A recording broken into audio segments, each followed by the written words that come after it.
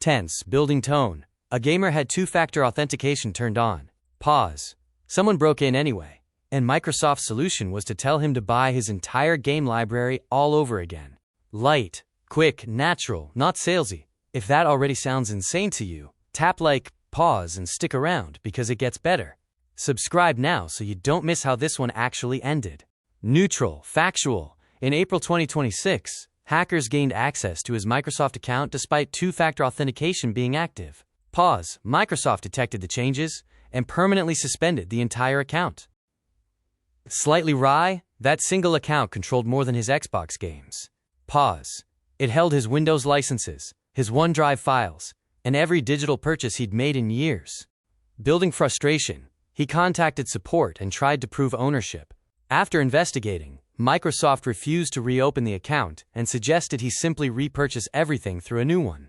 Resolve building. So he did something most people don't. He consulted a lawyer and took Microsoft to court through Brazil's consumer protection system. Rai, almost amused, Microsoft didn't take it lightly. Reports say the company assigned a dozen attorneys to fight a case worth roughly $400 in damages. Satisfying turn, it didn't matter. Pause. The court ruled in the gamer's favor, ordering Microsoft to restore the account and every linked purchase within 15 days, with penalties for delay.